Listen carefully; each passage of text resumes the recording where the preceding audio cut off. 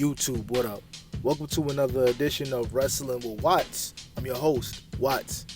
And today, I wanted to touch on something real quick. Not really quick, it really just depends on how long I ramble and how long you're willing to stay here and listen to me ramble. But my point is, every booker has favorites. No matter what. Down to the bottom of the bottom indie bingo hole to the top of the top.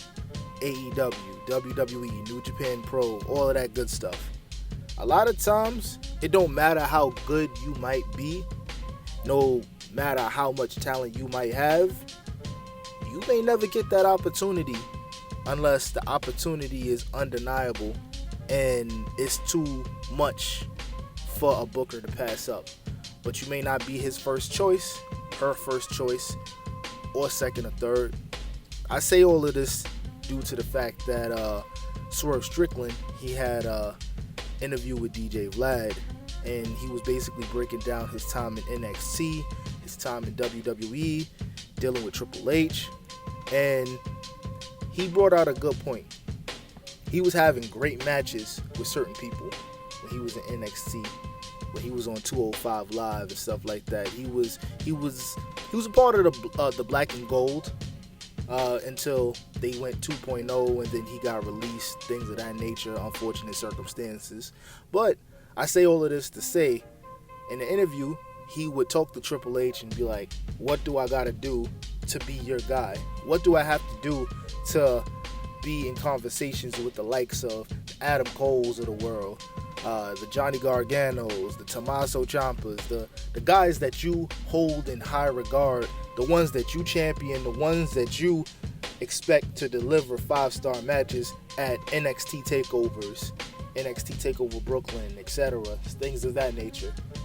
And he basically said that Triple H would tell him, oh, you got to do this, you got to do that, you got to do this, just keep on having good matches, you're doing amazing.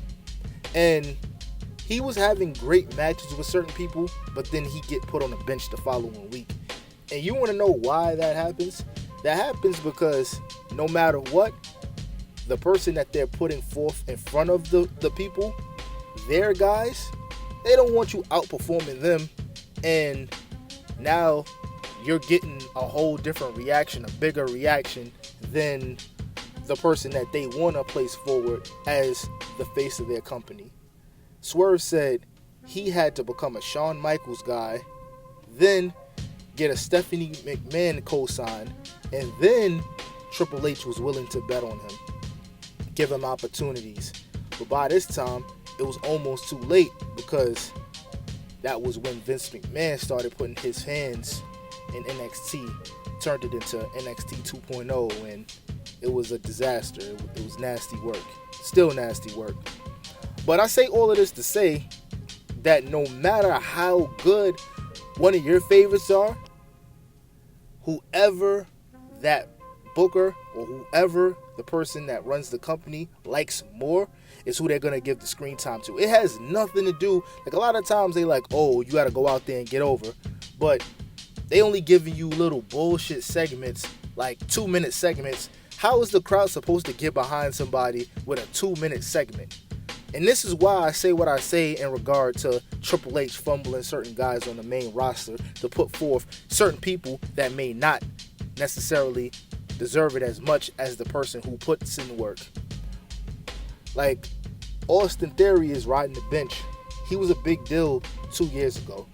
He beat John Cena clean 2 years ago. Now, he's with Grayson Waller getting pinned in 2 minutes, 1 minute by Jey Uso, 32 seconds, what have you. Carmelo Hayes. Now, he's a different case, and I still have faith that he's going to become Money in the Bank. And if he doesn't, I'm going to crash out. Or the United States champion at the very least. But Carmelo Hayes, at the time of NXT 2.0, he won the North American Championship. Follow me. He won the North American Championship, and Braun Breaker was the main champion. He was the NXT champion. And guess who they cared about the most? Guess who carried NXT? the mid-card champion, Carmelo Hayes. People cared about who Carmelo Hayes was going to face more than they cared about who Braun Breaker was going to face.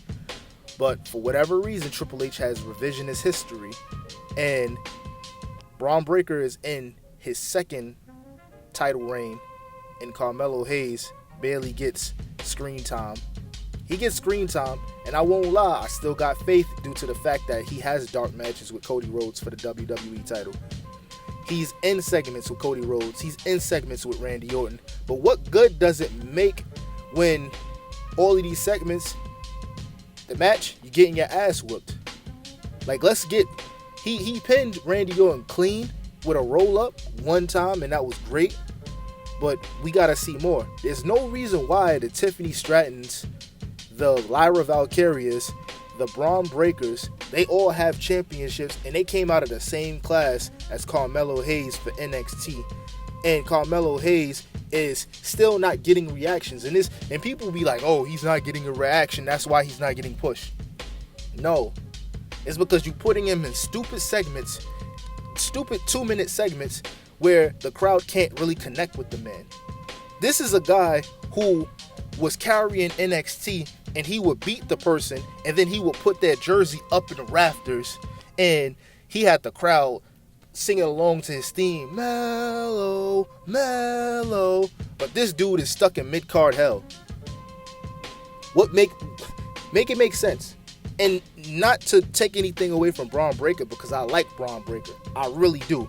But there's no reason why Carmelo Hayes, who has carried NXT and should have carried that same momentum into the main roster, has not won one championship, been in any PLEs minus the Saudi Arabia PLE for the United States Championship, had back-to-back 5-star matches with Andrade. There's no reason why Braun Breaker is on his second Intercontinental title reign, running with the GOATs, all of that, and Melo isn't. He was a Shawn Michaels guy. Why? But I say all of this to say that politics will always play a role in whether or not your name get called in the wrestling business.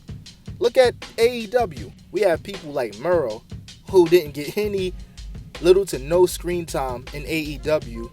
And you know why? Because he's not a favorite. He's not one of their favorites. Yeah, he won the TNT Championship. Fine. But he's not one of Tony Khan's guys.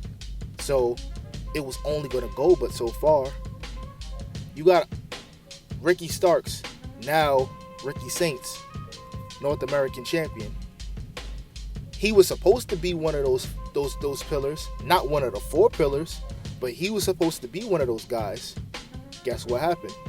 They put him on the bench because they wasn't sure that he was going to resign. They put him on the bench, but he wasn't one of Tony Khan's guys. The Young Bucks are Tony Khan's guys.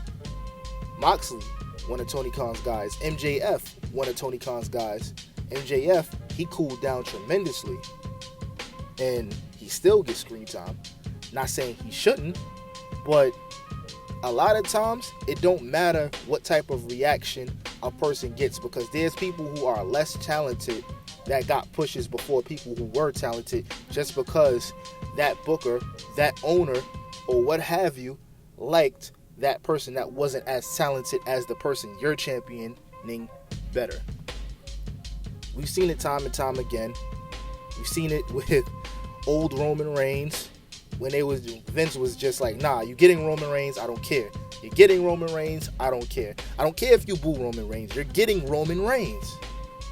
Until Roman Reigns had to pull the plug and be like, yo, I ain't coming back unless you turn me heel and let me run this the way I'm trying to run it. Let me and Paul Heyman cook.